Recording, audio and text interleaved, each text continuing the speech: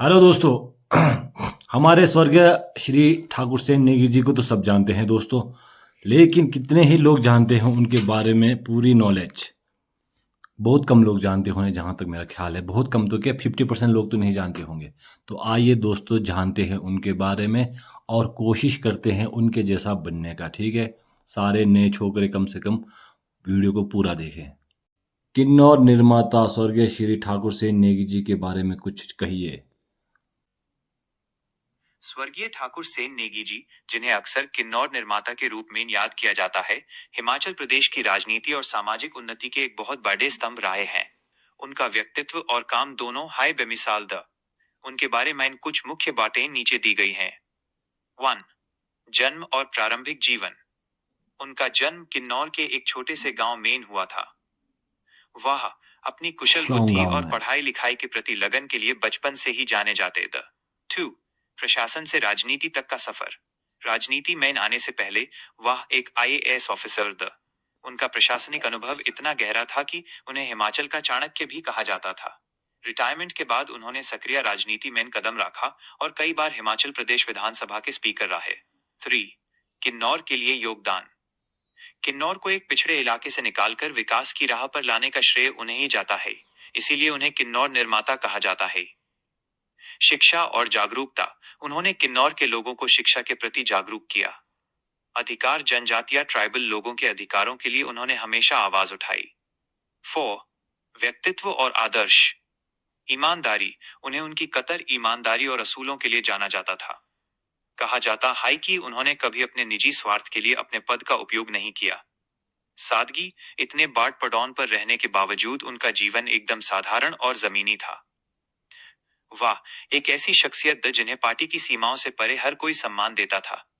ठाकुर सेन नेगी जी का जीवन आज भी हिमाचल के युवाओं और राजनीतिक नेताओं के लिए एक प्रेरणा स्रोत इंस्पिरेशन है।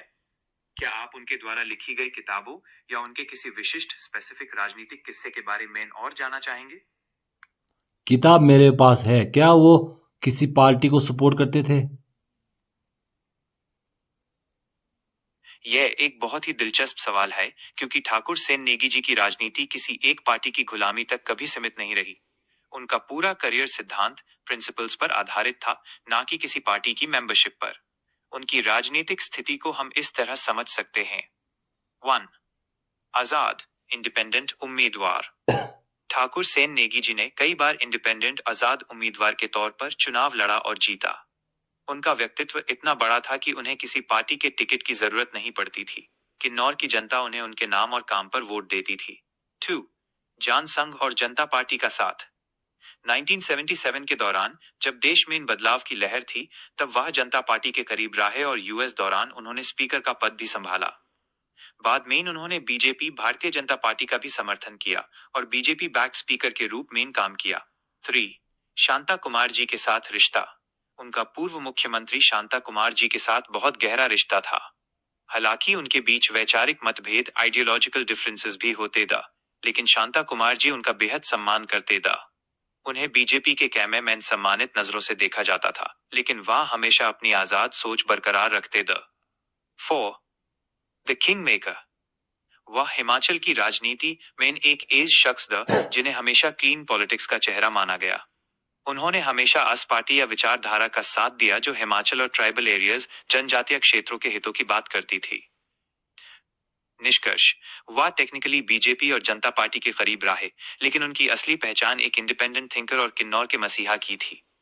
उन्होंने कभी भी पार्टी हाईकमांड के आज घुटने नहीं टेके। डॉक्टर यशवंत सिंह परमार के साथ मतभेद का कारण क्या था? डॉक्टर यशवंत सिंह परमार और ठाकुर सेन नेगी जी के बीच मतभेद डिफरेंसेस के मुख्य कारण उनके विचार, काम करने का तरीका और हिमाचल के विकास की दिशा से जुड़े थी। हालांकि दोनों ही हिमाचल के बादे नेता थे, लेकिन उनके बीच कुछ मुख्य मुद्दों पर सहमति नहीं थी। 1. विचारधारा और काम करने का तरीका ideological differences. Doctor Yashwant Singh Parmar एक कट्टर कांग्रेसी नेता थी और पार्टी की नीतियों पर चलते थी। वहीं ठाकुर सेन नेगी जी पहले एक सिविल सर्वेंट चीफ सेक्रेटरी रहे थे, इसलिए उनका नजरिया प्रशासनिक, एडमिनिस्ट्रेटिव और नियम पालन डिसिप्लिन पर ज्यादा आधारित था। उनके बीच अक्सर नेता वर्सेस ऑफिसर वाली सोच का टकराव रहता था। 2. किन्नौर और ट्राइबल इलाकों का विकास। ठाकुर सेन नेगी जी को किन्नौर का मसीहा कहा जाता है। उन्हें लगता था कि डॉक्टर परमार की सरकार ट्राइबल इलाकों, खासकर किन्नौर की अनदेखी, नेग्लेक्ट कर रही है।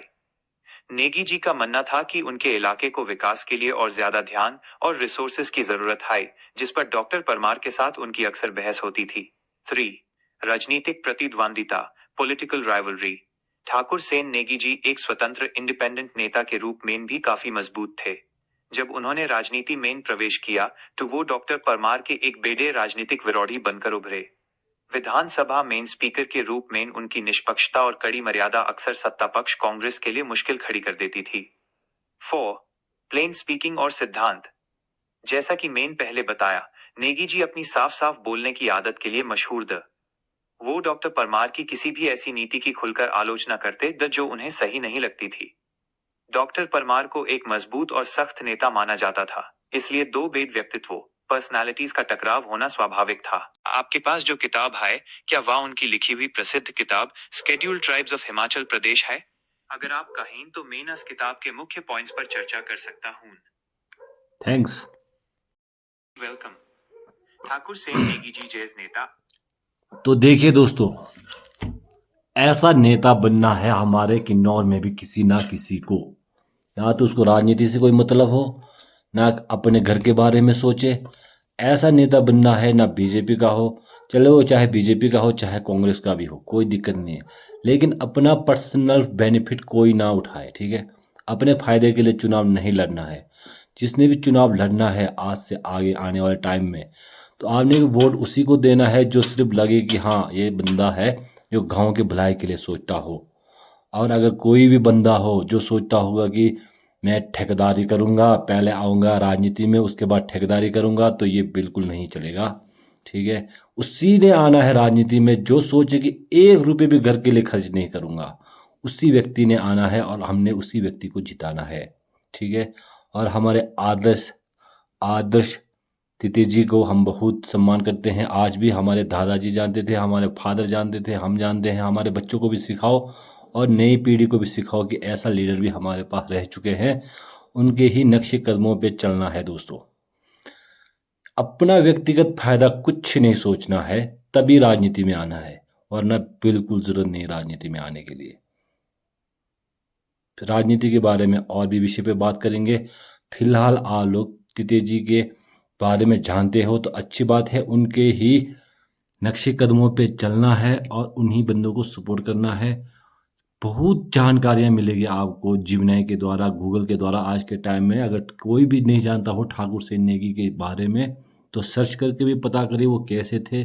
ज़रूर सर्च करके एक बार अच्छी तरह से उनकी डिटेल स्टार्टिंग से लेके एंड तक ज़रूर एक बार ज़रूर उनका जो बोलते हैं, क्या बोलते हैं उसको, पूरा उनके जीवन का स्टार्टिंग से लेके पूरा एंड तक ज़रूर एक बार हर किन्नौरा को ये ज़रूर आना चाहिए और उनके ही आदर्शों पे चलना है दोस्तों।